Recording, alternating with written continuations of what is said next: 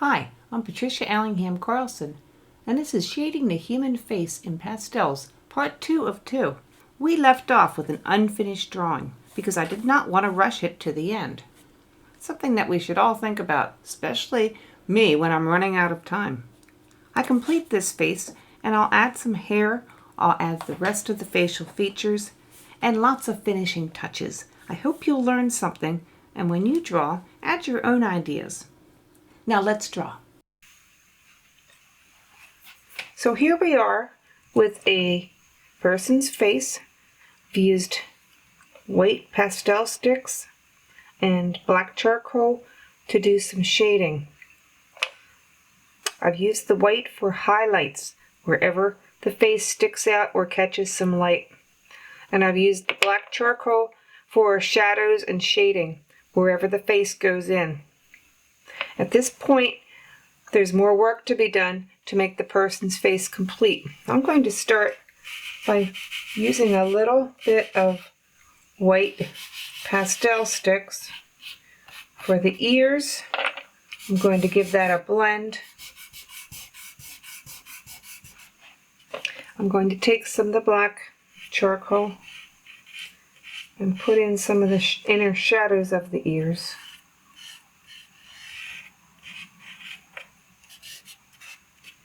Couple quick blends and it starts to look more like an ear.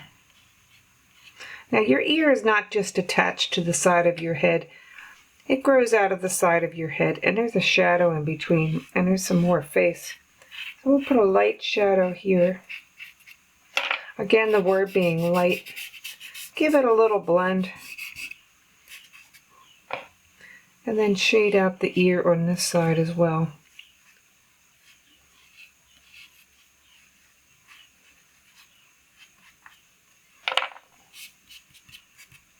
I'm going to take the white and go back and do some more highlighting. If the sun was shining down onto this person from this angle, you would expect the face to be lit up wherever the light is shining on it.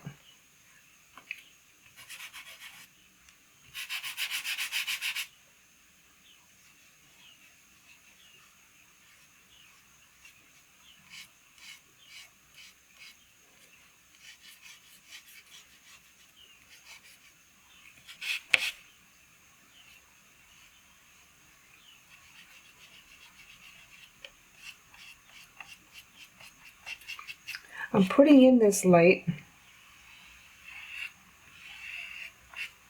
and then I'll give it a little bit more of a blend. And you know, you don't always have to blend if you think it looks good just the way it is. Leave it alone and don't blend at all. Blending is if you think you want to or need to. There's also a danger of over blending. If you were to blend and blend and blend and blend, everything would turn the same color. And that's not your objective either. You want to make it different colors with different kinds of lights and different kinds of darks. This is adding some shoulder. The shoulder would actually go off the page because a person's shoulders are much wider than their head. And you could check that out with your own body. This shoulder would actually go down that way if it were to stay on the paper or if the paper were to be bigger. Now that I've added some more highlights, I'm going to add a little bit more of the dark.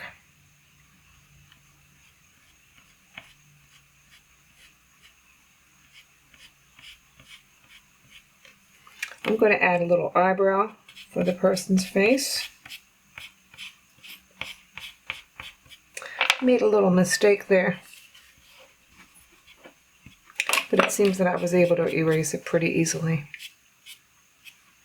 I'm going to add some more shadow over here on the shadowed side of the face where the sunlight is not reaching.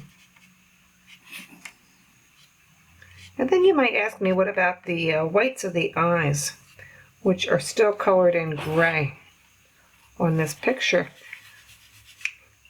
And if you have a photograph of a person's face to look at, you'll see the whites of the eyes are not all white. The reason is because they are shaded by both the kind of light that we're in and our eyelashes.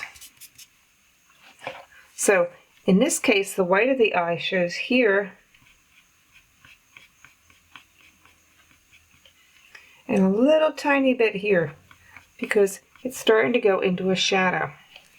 On this side, the white of the eye shows a little bit here, and very, very little over here.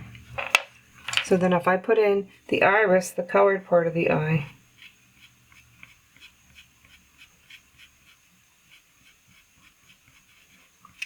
and the pupil. Wow, that person just woke up and looked at us, huh? That's how I always feel when I finally make the eyes on a person's face. Looks like they suddenly became alive. And they're looking right at me.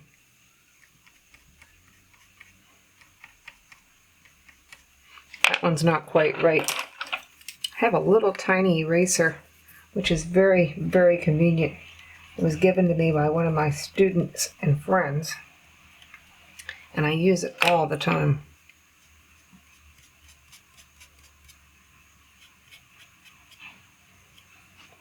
Now the eye's starting to get better.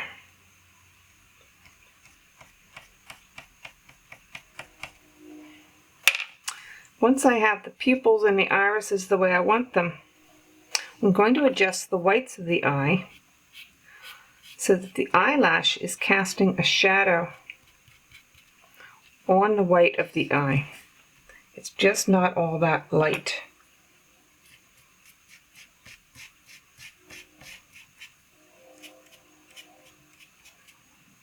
So I'm doing a little blending. And then the last thing I'm going to do to the eye is put a little spot of shine on it. Just a quick little dash with the white pastel, and then the person looks like they're got a sparkle in their eye.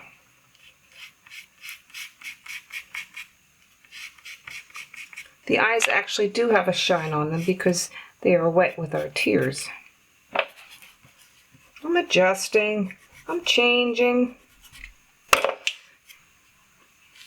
adding more shadows, erasing when I make a mess up. And last, I'm going to give this person her hair.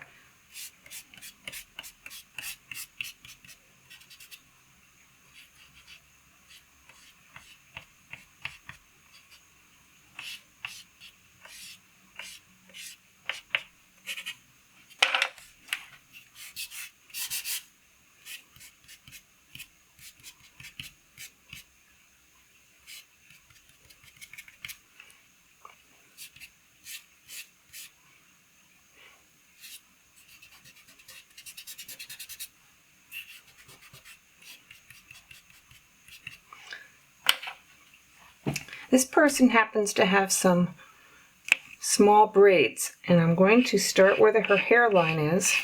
I can always make it lower. In this case, she has a center part.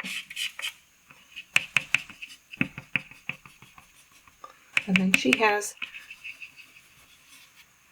some small braids that come down. Is her style. They are then gathered here.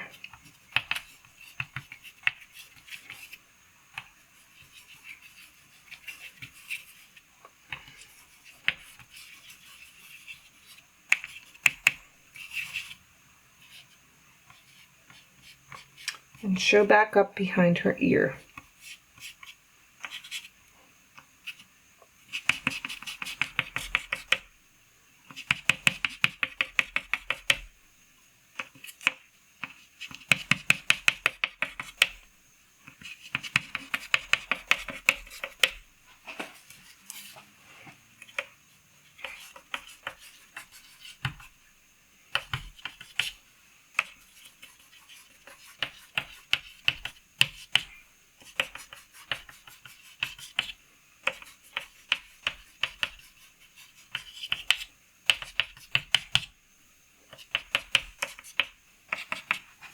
I'll do a little blending for where the shadows are on the head.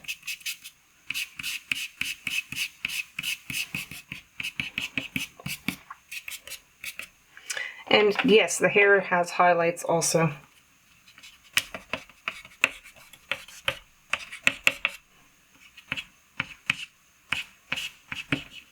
And I'll put the highlights on the hair last.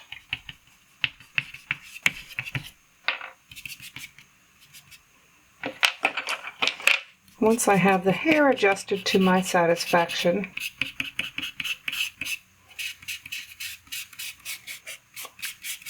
for the girl's head,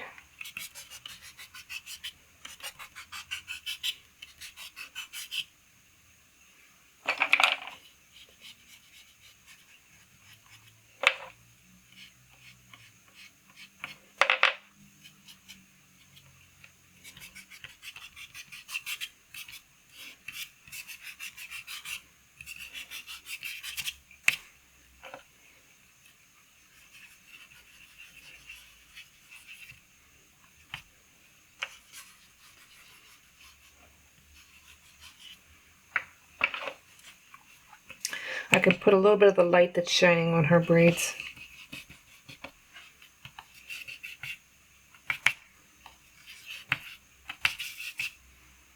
And a little bit over in here.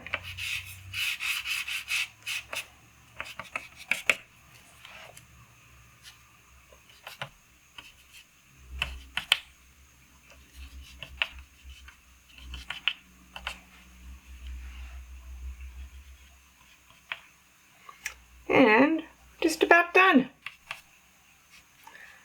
Now I really did think that working with white pastel or chalk and charcoal is a fun way to work. I hope you agree, and I hope you get a chance to try it sometime. See you next video.